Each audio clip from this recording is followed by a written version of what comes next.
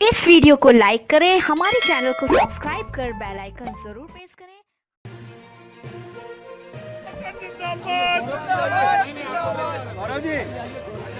गौरव जी को चिंता नहीं है।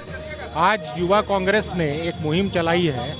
हम लोगों को याद आ गया साइकिल की सवारी सुदर्शन जी द्वारा लिखा गया जब कक्षा 8 में पढ़ते थे, तो आज उसकी याद दिला दी मोदी सरकार ने। पेट्रोल और डीजल का दाम जो बढ़ता है, कहीं ना कहीं किसान भी उससे त्रस्त होता है। 1.5 से 2 गुना खर्चा खेती में बढ़ जाता है। तो कहीं ना कहीं भाजपा सरकार जो है किसान विरोधी और जनता विरोधी सरकार है। और आने वाले समय में जो इन लोगों ने किया है, चाहे पीएसयू को बेच रहे हैं, हर जगह जो है विकास के नाम पे जो 2014 में सरकार बनी थी, उसको पब्लिक उखाड़ फेंकने के लिए पूरी तरीके से तैयार है। और आज से हम लोगों का विरोध प्रदर्शन चालू हो रहा है। अभी पेट्रोल और डीजल पे है, आने वाले समय में गैस के लिए भी हम लोग करेंगे। देखिए, केंद्र सरकार के कानों तक जो जू नहीं रेंग रहा है, हम लोग उनके कान में तेल डालने के लिए ये कार्यक्रम करा रहे हैं। सेंचुरी पार कर चुका है पेट्रोल और डीजल, पूरी अर्थव्यवस्था चौपट हो चुकी है। आदरणीय वित्त मंत्री का ये बयान कि हमारे कंट्रोल में नहीं है, तो आखिर किसके कंट्रोल में है? नैतिकता बची है तो सत्ता छोड़ दीजिए। छोटू भैया, देश भाजपा से नहीं चलती है, देश संविधान से चलती है। देश यहाँ के जो लोकतांत्रिक व्यवस्था में जिनका बहुमत होता है उससे चलता है। आप तानाशाही रवैया नहीं अपना सकते हैं। आज जिस क्रूड ऑयल की कीमत कम है, आप जिस पड़ोसी देश को छाया दिए हुए हैं उसमें कम है, वजह क्या है? आखिर आप करना क्या चाहते हैं, बताना क्या चाहते हैं? तो आज के तारीख में सिर्फ बयानों से पेट नहीं भरेगा। आज के तारीख में किसान परेशान है, प्रभावित हो रहा है अर्थव्यवस्था।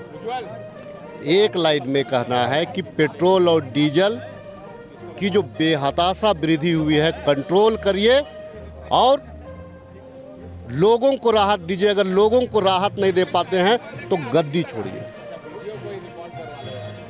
देखिए, आज हम लोग सड़कों पर इसलिए उतरे हैं और ख़ास करके महिलाओं की जो परेशानी जो घरों में है, अपने और अपनी बात को सामने नहीं रख पा रही हैं, वो ये है कि 2014 में एकजुट होकर महिलाओं ने मोदी सरकार को सत्ता में लाने का काम किया था। नारा चला था, बहुत हुई महंगाई की मार, अब की बार मोदी सरकार। महिलाओं ने सोचा कि मोदी जी को अगर हम सत्ता में लाएंगे तो हमारे किचन में जो आग लगी है, जो रसोई गैस का दाम उन्हें बढ़े हुए लग रहे थे, या पेट्रोल डीजल, क्योंकि क्रूड उस वक्त सही में ज़्यादा था, देश में महंगा मिल रहा था। लेकिन आज के दिन क्रूड उस वक्त जो था उसका आधा है, लेकिन जनता को जिस दाम पे मिल रहा है वो दुगना है। 50 रुपये से 100 रुपये डीजल पेट्रोल पहुंचने के कगार पर है। और हमारे यहाँ जो है पेट्रोल डीजल के दाम कम नहीं हो रहे हैं। एलपीजी के साथ क्या किया गया है वो आप देख रहे हैं। भाजपा के तमाम बड़े नेता जो आज कैबिनेट में बैठे हैं, वो सड़कों पे नंगा नाच करते थे उस वक्त जब बहुत परेशानियों से मनमोहन सिंह जी पेट्रोल और डीजल के दाम को कंट्रोल करके देश में रखते थे, और जो सबसे ज़्यादा संभव है उतने सस्ते दर पर देते थे। आज वो तमाम नेताओं को सड़क पर उतर के आके जवाब देना चाहिए कि उन्होंने जनता को और ख़ास करके महिलाओं को जो धोखा दिया है, गैस सिलेंडर, महंगाई और पेट्रोल डीजल के मामले में, आकर के यहाँ जवाब दें। देखिए, प्रश्न आप फिर गलत पूछ रहे हैं। प्रश्न पूछना चाहिए केंद्र सरकार से कि क्या देश के हर परिवार के हाथ में, क्या देश के हर परिवार के हाथ में 2 परिवारों को छोड़ के आप कटोरा थमाना चाहते हैं? सवाल ये होना चाहिए।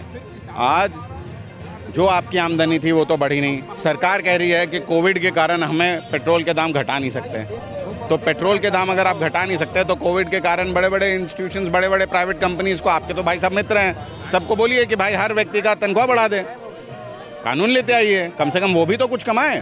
केंद्र सरकार अवसरवादिता वो दिखा रही है। कच्चे तेल के दाम घटते जा रहे हैं, एक्साइज ड्यूटी बढ़ते जा रही है, 800% हो गई, 800% बढ़ा दी गई है एक्साइज ड्यूटी, 1-2% नहीं।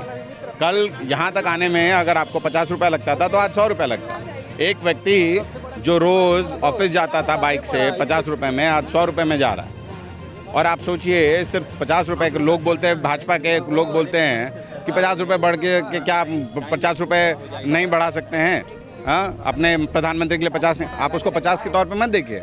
एक गरीब परिवार के लिए वो 1500 रुपये हो गया अगर एक व्यक्ति कमाता है, 2 व्यक्ति कमाते हैं और जो बच्चा पढ़ने जाता है वो अलग जगह जाता है तो 3000 रुपये हो गए, ठीक है। और 3000 रुपये में किसी गरीब का घर आराम से चल जाएगा, कम से कम खाने पीने के लिए तो मिल जाएगा। तो आपको ये सोचना ज़रूरी है आज की डेट में कि भाई आप ये तो कहते हैं कि हम देश के हितैषी हैं, देश के हितैषी हैं, देश के हितैषी हैं, पर आप देश की संपत्ति को और देश के कल खानों को बेचने के अलावा, अपने मित्रों को देने के अलावा आप कुछ नहीं कर रहे हैं। एक दिन आएगा जब आप और हम सुनेंगे कि जो पुराना संसद भवन था उसके लिए किसने 1 करोड़ 2 करोड़ ज़्यादा दे दिए, तो सरकार ने वो भी बेच दिया।